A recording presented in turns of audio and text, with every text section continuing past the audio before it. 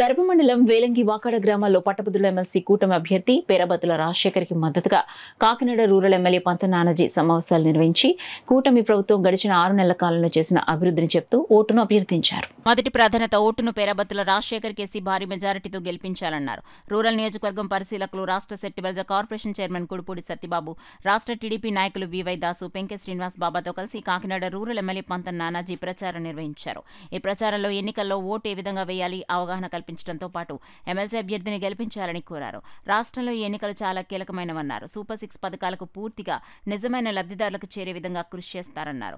ప్రతి గ్రామంలోనూ పట్టభద్రులు ఎంతమంది ఉన్నారో తెలుసుకుని వారిచే ఓటు వేయించాల్సిన బాధ్యత మనపై ఉందని తెలియజేశారు. ఈ కార్యక్రమంలో జనసేన నాయకులు గరగా జిమ్మి, డాక్టర్ బోండా సూర్యరావు, భోగిరెడ్డి కొండలరావు, మురళి, తెలుగుదేశం పార్టీ నాయకులు చుండ్రి వెంకన్నరావు, వెలగాల చెరావు, అధిక సంఖ్యలో స్థానిక కూటమి నాయకులు, కార్యకర్తలు, పట్టభద్రులు, రాష్ట్ర, జిల్లా, మండల, గ్రామస్థాయి నాయకులు, వీర మహిళలు పాల్గొన్నారు.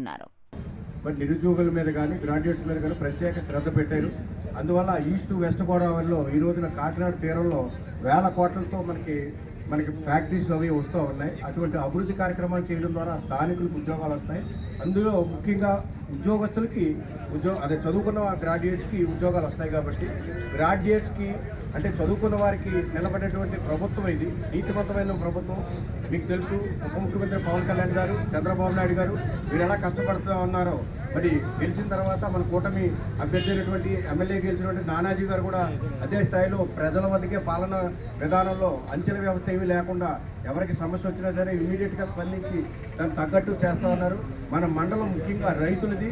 ఆ రైతులకి ఇమీడియట్గా స్పందించి చేసినటువంటి ఏకైక ఎమ్మెల్యే ఎవరైనా ఉన్నారంటే మన నానాజీ గారు. మన నానాజీ గారి ఆధ్వర్యంలో మన గ్రామ పెద్దలందరూ కలిసి కూటమి అభ్యర్థిని గెలిపిస్తారని ఆశిస్తూ, దీనికి ముఖ్యంగా మన గ్రామంలో జనసేన తరఫున మన జిమ్మి ఎంత ఇదిగా నడుపుతున్నాడో మీ అందరికీ తెలుసు. అందరినీ కలుపుకుంటూ గ్రామ పెద్దలతో కలుపుకుంటూ వెళుతూ ఉన్నారు.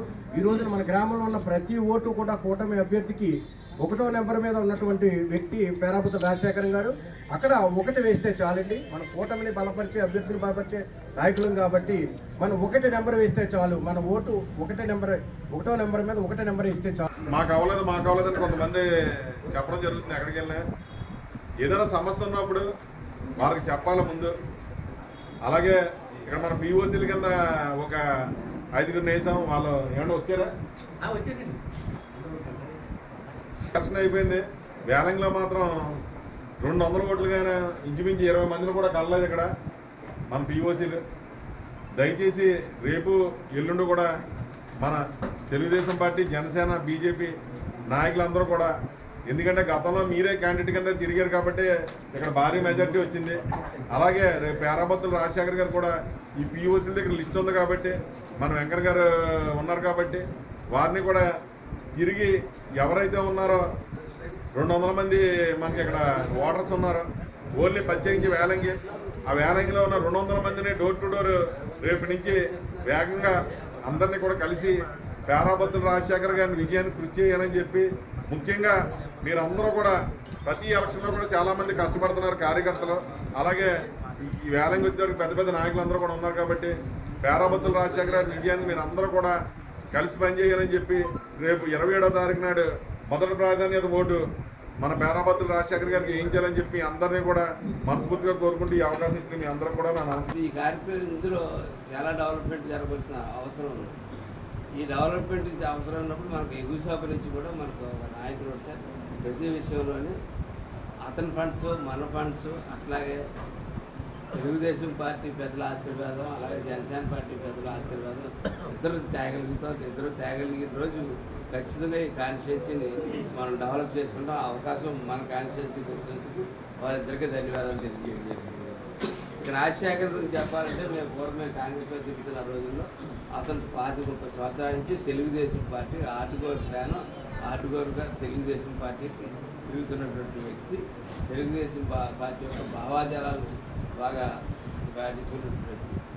ఆ రోజు శ్రీనివాస్ బాబు గారు అవచ్చు, ఆదిరెడ్డి యేసుదాస్ గారు అవచ్చు, ఇంకా ఇతర పిలిసేత్ బాబు గారు అవచ్చు, ఇంకా చాలామంది బాబీ అవచ్చు, అనేక మంది సీటు ట్రై చేయడం, ఇదేమో ఈ సీటు జనసేనకు రావడం. అయినా సరే ఎవరైతే సీటు గురించి ఆశించారో వారందరూ కూడా క్రమం తప్పకుండా ప్రతి ఒక్కరోజు నేను పేషెంట్ని యాక్చువల్గా నిజంగా నేను అప్పుడే 2 నెలల పూర్తవలేదు నాకు ఆపరేషన్ పూర్తయి హార్ట్ ఆపరేషన్. అప్పుడు వీళ్ళందరూ నాకు అండగా నిలబడి, ప్రతి ఒక్కరు అండగా నిలబడి ఈ జిల్లాలోనే ఎక్కడా లేనటువంటి మెజారిటీ 70-80 ఓట్ల మెజారిటీతో నన్ను గెలిపించిన ఈ అందరికీ కూడా